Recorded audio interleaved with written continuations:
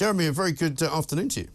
Hello, how are you, my friend? Very well indeed. Very well indeed. Interesting day. Can I just start slightly differently to Gary Lineker on Junior Doctors? You are the Lord and Master of Audio Survey. You are the President of the Independent Republic of Migraine. You say you know answers to everything. Why the hell is that bit on your elbow called the funny bone? Because I just knocked mine and it's not funny at all. It's really painful. It's like an electric shock, isn't it?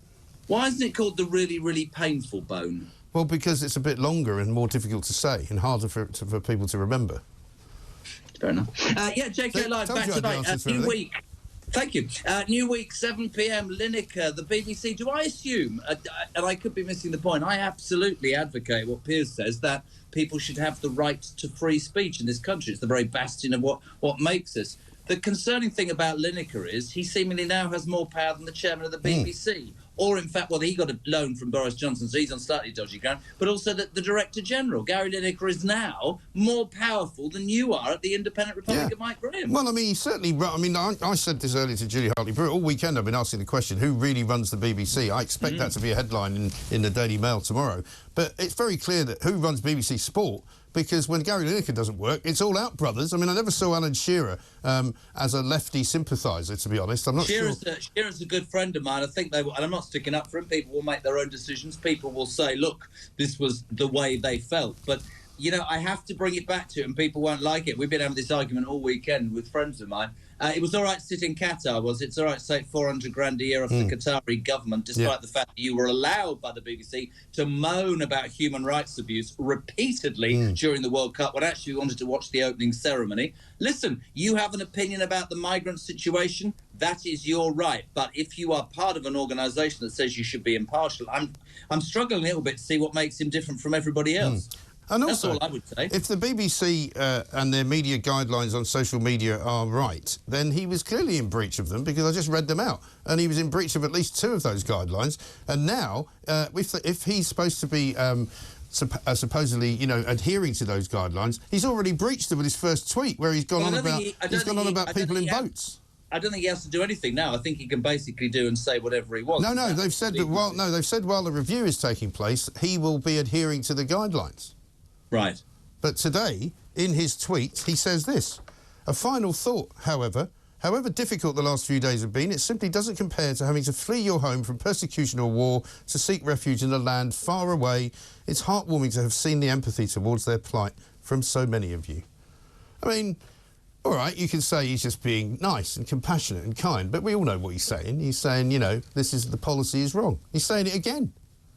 Yeah, and that's why the BBC find themselves, Mikey, in a terrible, terrible dilemma, because they are bowed to the pressure of one person supported by his mates, and now they're on very dodgy ground. I want to ask the question tonight, what does that mean for the rest of the corporation? What does that mean for the rest of the organisation?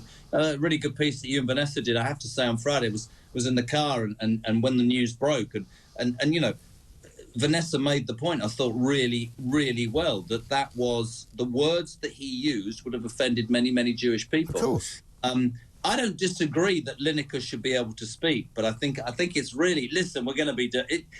I expect he'll be made the Director General this afternoon, and Tim Davie will be presenting Match of the Day. In all of this, of course, we missed the most exciting point, and we live by figures. The BBC's Match of the Day programme went up 500,000 on Saturday. Did you see it? No bugger there at all. Did you see it? No. It was one of the strangest things I've ever seen on television. I was sitting there sort of open-mouthed because there was literally no voice on it at all.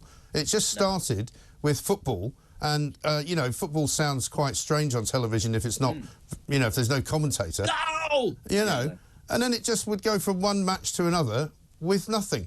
No. And got, I repeat, 500,000 more viewers.